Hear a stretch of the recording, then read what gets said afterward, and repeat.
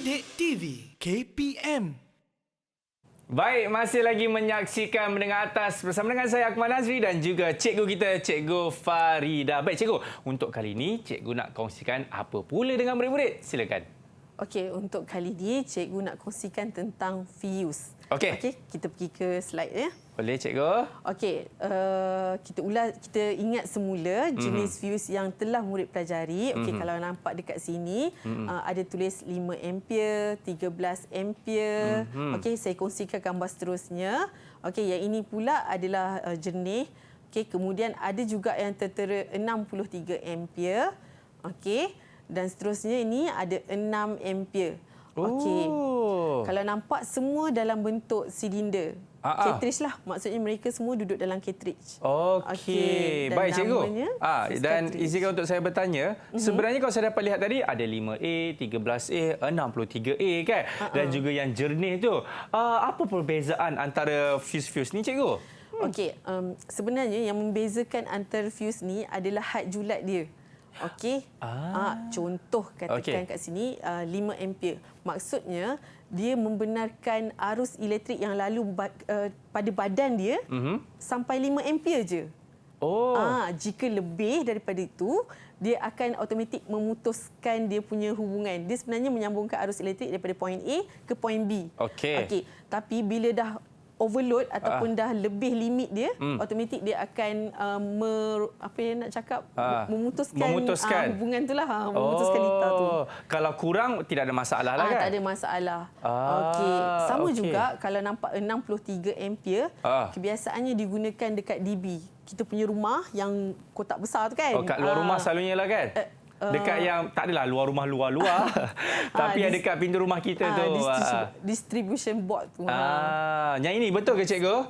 Betul. Boleh saya tunjukkan kepada murid-murid? Ini dia kalau anda dapat lihat. 63 ampere. Betul. Yang mana tadi cikgu ada mengatakan ada di suis kotak rumah kan? Betul. Nampak ini 63. Lepas tu juga kita ada yang ini apa ni cikgu? Berapa? Oh ini 6. 6 ada 6 ampere dan juga 5 ampere. Wah, tapi cikgu yang jernih tu, saya tunjukkan kepada anda yang jernih tu ya. Terjatuh pula. Ini. Yang jernih ni cikgu. Saya macam tak pernah nampak dia ada dekat mana sebenarnya cikgu yang jernih ni? Okey, yang jernih ni had limit dia sebenarnya lebih kecil. Biasanya digunakan dekat multimeter, meter pelbagai. Okey. Baik. Bagaimana dengan fuse cartridge yang lain cikgu? Sebab saya tengok dekat ni ada kepala plug dah terbuka dah ni. Betul. Itulah cuba aku macak. Aku macak. 1, 2, 3. Cak! Tak ada apa-apa cikgu. Okey. Cuba perhatikan. Kita tengok sama-sama Cikgu kata kita kena cak kan. 1, 2, 3. Kita cak dia. Cincah. Tokek. Ini cikgu nampak tak? Okey, dalam tu inilah ada dia. Ini fuse. berapa M ni cikgu? Dah tulis tak? Selalunya berapa? 5 kan? Ada 5. Selalunya lah. Bergantung kepada dia punya had julat lah. Ya, jangan pula adik-adik semua ataupun murid-murid pergi pula cabut kepala plug kat rumah. Dia pergi tengok, berapa ampere ni kan? Okey, baik. Ini 13 ampere cikgu. Okey. Dia sebenarnya maksudnya dekat sini dipasang pada plug jika terdapat lebihan arus elektrik kan, automatik dia akan memutuskan. Maksudnya arus elektrik itu tak sampai kepada komponen elektrik lah. Jadi barang-barang elektrik dekat rumah kita selamat. Jangan risau kan cikgu? Betul. Okey, seterusnya silakan cikgu. Okey, kita pergi seterusnya adalah fuse dawai.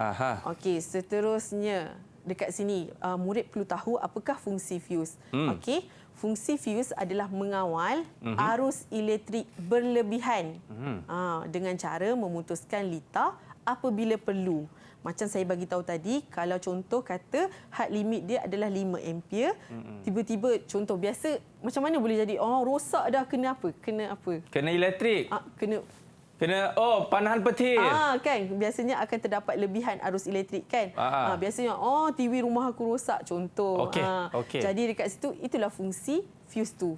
Sebab dia nak menyelamatkan barangan-barangan elektrik dekat dalam rumah kita. Ya, cikgu, saya pasti murid-murid juga ada sependapat dengan saya kan apabila kita tahu fuse ini bila kita tak menggunakannya tapi dia tekan butang on cikgu. Tapi dia tak gunakan. Adakah arus elektrik juga masih berjalan cikgu? Kalau macam contoh katakan guna plug tadi, katakan fuse tu dah rosak. Okey. Automatik memang komponen elektrik kita takkan berfungsi lah. Tapi kalau sekiranya tidak rosak cikgu, contohnya tidak rosak. Dia cucuk kan? Dia cucuk, dia nak charge dia punya telefon bimbit dan sebagainya. Tapi dia tak charge pun. Tapi yang utama tu switch utama dia biar pasang dia on je kan. Selalu kan kebanyakan kita banyak buat macam tu dekat rumah kan. Bila keluar kita lupa pula nak tutup switch. Arus elektrik masih berjalan, betul cikgu? Betul. Okey. Faham. Cikgu faham kan? Faham. Ya. Okey. Baik, seterusnya cikgu. Okey, so setelah murid perlu tahu fungsi fuse, okey, hari ini kita nak buat pengujian. Okey. Jadi sebelum kita nak lakukan pengujian, murid perlu tahu apakah alat dan juga bahan pengujian fuse cartridge itu sendiri. Oh, okey. So, untuk yang pertama, murid perlu sediakan meter pelbagai analog ataupun meter pelbagai digital. Okey. Tapi Akmal, hari ini saya nak tekankan kepada murid-murid tentang meter pelbagai analog. Okey. Boleh ke saya nak sebab kadang-kadang kebiasaannya soalan peperiksaan dia akan menyentuh tentang prosedur pengujian meter pelbagai analog. Jadi murid perlu tahu, mahir dan ingatlah mengenai meter pelbagai ini, cara menggunakan. Ya. Okey. Seterusnya, pena ujian ataupun dalam bahasa Inggeris test pen lah. Okey, untuk pengetahuan, pena ujian hanya digunakan untuk meter pelbagai analog sahaja. Okey. Dan yang ketiga sekali adalah bahan fuse cartridge itu sendiri. Okey. So, seterusnya saya akan pergi kepada prosedur pengujian fuse cartridge. Akmal pun kena ingat tau. Okey. So, yang pertama sekali, laraskan jarum penunjuk pada kedudukan infinity. Okey. Jadi kat sini saya ada boldkan jarum penunjuk dengan infinity. Jadi itu adalah kata kunci dia lah. Okey. Alright. Okey, yang kedua, laraskan suis pilihan pada kedudukan ohm. Okey, suis pilihan kedudukan ohm. Okey. Yang ketiga, sentuhkan prop merah dan prop hitam dan laraskan jarum penunjuk kepada kedudukan kosong ohm. Ataupun ayat lain dia adalah lakukan pelarasan sifar. Jadi kadang-kadang ada skema soalan, betul lah skema soalan kan. Kadang-kadang dia ada cakap lakukan pelarasan sifar je. Jadi murid kena faham dah terus. Itu adalah sentuhkan prop merah dan prop hitam. Dan laraskan jarum penunjuk pada kedudukan kosong ohm. Okey, seterusnya sentuhkan prop merah dan prop hitam pada komponen yang hendak diuji. Jadi dekat sini fuse cartridge tadi kan dalam bentuk silinder. Betul. Jadi kita kena sentuh satu prop merah hujung dan prop hitam satu lagi hujung. Okey. Kemudian perhatikan jarum dan rekodkan bacaan. Okey, dekat sini apa yang saya nak tekankan, penentuan nilai hasil pengujian adalah bergantung kepada komponen yang diuji. Baik. Okey, contoh kat sini ya Akmal, bacaan meter pelbagai. Daripada bacaan meter pelbagai kita akan tahu keadaan fuse. Okey. So kalau katakan kosong ohm, maksudnya kosong ohm. Ohm tu adalah simbol untuk rintangan. Kosong rintangan, kosong halangan. Jadi arus elektrik boleh lalu tak Akmal? Boleh cikgu. Boleh. Sebab tidak ada apa-apa halangan dan juga rintangan. Betul. Jadi dekat sini keadaan fuse dia masih membenarkan arus elektrik lalu. Jadi fuse tu dalam keadaan baik. Yang baik. Okey. Manakala tiba-tibalah kita test tiba-tiba dapat bacaan infinity. Okey, jadi keadaan fuse adalah dalam keadaan rosak. Sebab infinity adalah bacaan nilai rintangan yang terlampau tinggi. Apa pun tak boleh lalu melaluinya. Jadi keadaan fuse adalah rosak. Okey. Bersedia ke? Bersedia untuk apa cikgu? Kita buat pengujian jom. Mari kita. Okey, baik cikgu boleh ke sini cikgu. Okey, saya pergi ya. Inilah yang cikgu katakan tadi kan, ada dua jenis meter pelbagai. Betul. Satu yang ini digital. Kalau nampak ini yang digital yang murid-murid, cikgu boleh tunjuk juga yang tu. Okey. Yang ini pula adalah Analog. Okey. Itu dia. Ini analog, ini digital. Okey, baik cikgu. Jadi, tanpa buang masa, ayo kita mulakan eksperimen kita. Okey. Okey. Okey. Dekat sini, apa yang saya nak tekankan kepada murid, kena pastikan Swiss ini kita panggil dia sebagai Swiss pilihan. Okey. Okey. Jadi Swiss pilihan ni kena sentiasa berada dalam keadaan off. Cikgu kena tunjuk dulu dekat murid-murid. Mungkin cikgu boleh tegakkan sikit, cikgu. Oh, tegakkan. Ya, macam tu. Saya. Molek, cikgu. Okey. Keadaan off. Sini, cikgu. Okey. Okey. Nampak tu ada off kat sini kan? Mana off tadi? Okey, yang ni. Ni ada off kat sini. Okey. Kenapa off? Tahu tak? Sebab kan tadi cikgu cakap, kita kena apa-apa pun kena offkan dulu. Betul, itu langkah keselamatan. Langkah keselamatan. Dalam masa yang sama sebenarnya meter pelbagai ni dia menggunakan bateri. Jadi kita nak jimat tenaga. Ya, betul. Okey. So kita langkah yang pertama tadi apa? Ni laraskan jarum pada kedudukan infinity. Okey. Sekarang ni infinity tak? Belum lagi, cikgu. Belum. Jadi macam mana kita nak laraskan? Okey, kalau tengok dekat sini, jarum dia mesti pada kedudukan infinity. Skala pula murid perlu tengok yang paling atas. Nampak ke? Okey, yang tu. Okey, kejap cikgu. Kita tunjuk sikit. Minta maaf cikgu. Yang tu nampak? Nampak ke? Meter sekarang kat sini. Kat situ kan? Kita nak ke jarum. belakang kan lagi. Betul? Betul. Jadi kita kena menggunakan itu dah test pen. pena ujian. Pena ujian. Okay. Akmal boleh buat? Boleh, cikgu. Okey, silakan Akmal. Okey, jadi saya akan tunjukkan kepada anda macam mana nak buat. Okey, ini nampak tak? Kita buat sama-sama. Masukkan pena ujian ni, cikgu. Betul. Ke sini. Betul. Okey, lepas tu mana dia? Situ dia. Okey. Okey. Tu. Ya, nampak? Ini sebelum, ini selepas. Dah, cikgu.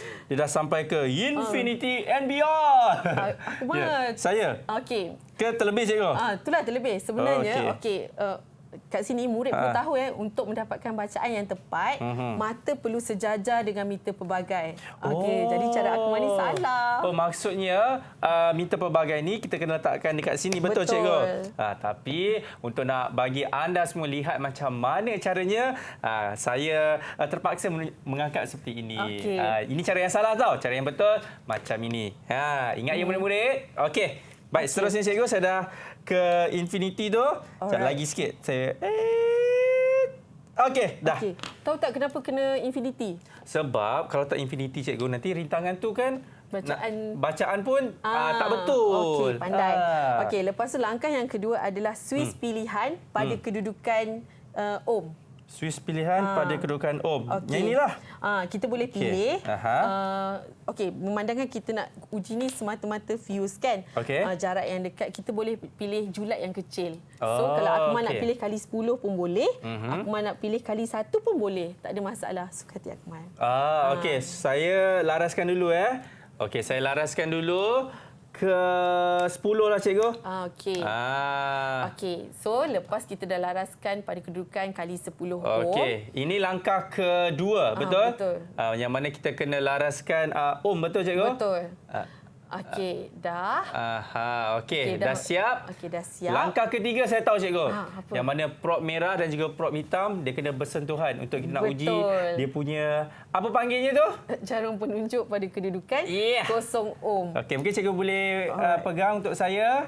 Okey, dan saya akan sentuhkan prop merah dan juga prop hitam. 1, 2, 3. Nah! Okey. So kalau nampak dekat sini, okey. Nampak dekat sini jarum penunjuk dia tak menunjukkan pada kedudukan 0 ohm lagi. Ya. Okey. Boleh nampak ke? Mungkin cikgu boleh tegakkan sedikit, cikgu. Okey. Ya, lagi. Itu dia. Cantik, cikgu. Okey, so jarum masih tak tunjuk pada kedudukan 0 ohm. Okey. Bila jarum tak tunjuk pada kedudukan 0 ohm, bacaan kita tak akan tepat. Okey, jadi sekarang ni dekat macam mana kita nak adjust 0 ohm ni? Okey, kalau kita nampak dekat sini ada 0 ohm ADJ adjust. Okey, so murid boleh pusing sampailah jarum tu pada kedudukan 0 ohm. Oh, tu dia bergerak cikgu. Saya nampak. Nampak ke? Okey. Dah tepat ke belum? Sepatutnya saya kita tolong tengok kena... cikgu. Okey, kejap saya letak balik. Okey. Lagi sikit cikgu. Sikit lagi. Okey. Sikit lagi. Oh, lagi sikit cikgu. Lagi sikit. Okey. Okey, dah. Baik. Dah. Okey. So, bila dah kosong ohm, barulah kita boleh lakukan pengujian. Okey. Okey. Seterusnya, langkah keempat. Okey. Akmal pilih fuse mana yang Akmal nak test? Saya suka yang besar cikgu. Okey, terpulang. Ya, ini supaya murid-murid pun senang nak faham dan nampak kan. Okey, jadi dia macam mana cikgu? Ini mungkin ada murid-murid yang sering melakukan kesilapan sewaktu melakukan kita punya uji kaji ni. Kalau saya dalam kelas lah, biasanya saya kejar sebab dia akan sebab kita nak sentuh kiri dan kanan. Jadi benda ni dalam bentuk yang senang bergolek. Macam tu. Okey. Baik, jadi saya akan letakkan dekat sini. Baik, murid-murid semua. Okey, ini merupakan fuse 63 ampere. Betul cikgu? Betul. Okey, jangan gerak-gerak. Kita ambil prop merah dan juga prop hitam kita. Dan kita letakkan dekat atas ni. Betul cikgu? Betul. Kiri dan kanan. Bismillahirrahmanirrahim. Okey, jadi dekat sini akhir sekali adalah perhatikan jarum dan kita tengok rekodkan bacaan. Okey, jadi Akmal boleh tengok berapa nilai yang dapat. Kosong lah cikgu. Okey, kosong. Kosong apa tu? Kosong ohm cikgu. Mesti kena ada ohm. Ya. Okey, kalau kosong saya tak terima jawapan anda. Minta maaf cikgu. Dia pastikan dia punya tu kan kosong unit ohm. Dia. Kosong ohm. Jadi dah rekodkan belum? Belum. Jadi boleh Akmal rekodkan? Jadi keadaan fuse ni dia baiklah cikgu. Betul. Okey. Nak rekodkan kat mana? Dekat sana. Dia bergerak cikgu. Macam tu lah. Saya kejar balik. Faham. Okey. Cikgu boleh buat lagi satu tak cikgu? Lagi satu yang kita ambil yang ini pula. Okey, ini 6 ampere. Okey, tadi 63 ampere kita dah tahu dah mempunyai kosong rintangan. Betul, kosong ohm. Okey, ini saya akan letak. Okey, sebelum letak pastikan semula. Takutlah kalau dia lari ke apa kan. Kejar balik. Cikgu, itu tips kan sebenarnya? Betul. Nampak? Itu tips sebenarnya apa-apa pun kita kena laraskan balik. Jadi kita cek balik kosong. Okey, dah kosong belum? Cantik cikgu, sudah kosong? Kosong. Okey, bila dah kosong baru boleh buat pengujian. Bismillahirrahmanirrahim. Okey, perhatikan jarum sama ada dia naik ataupun tidak. Okey, so Akmal boleh nampak nilai yang kita dapat? Dapat kosong juga cikgu. Okey, kosong ohm. Jadi bila kosong ohm sebenarnya? Keadaan fuse pun baik sebab dia tak ada rintangan. Betul. Okey. Cikgu, jadi saya tuliskan kat sana. Sila Akmal. Okey. Tempat lalu cikgu. Okey, so bacaan meter pelbagai adalah kosong. Kosong. Okey, jadi bacaan meter pelbagai kita tadi kosong ohm cikgu. Betul. Okey, daripada sini murid perlu analisis lah sama ada fuse tu dalam keadaan baik ke tak. Seperti yang Akmal dah tahu, kosong ohm maksudnya baik cikgu. Baik. Ya. Akmal, kalau Infinity macam mana Akmal? Tak baik cikgu sebab banyak sangat rintangan dia. Jadi arus elektrik pun tak boleh nak lalu. Betul tak? Betul sangat. Cemerlang. Datang SMK Kampar. Ya. Cikgu, macam mana dengan saya punya penilaian cikgu? Akmal? Ya. A. Bagi atas A apa cikgu? A+. Nak A+. Okey. Kejap lagi. Cikgu, terima kasih cikgu sebab dah kongsikan kepada saya dan juga murid-murid kat rumah mengenai macam mana kita nak tentukan orang kata pengujian fuse cartridge kita ni. Kita nak berdiri rehat dulu boleh cikgu? Boleh. Selepas ini banyak lagi cikgu nak kongsikan kepada anda semua yang selepas ini dalam Menengah Atas.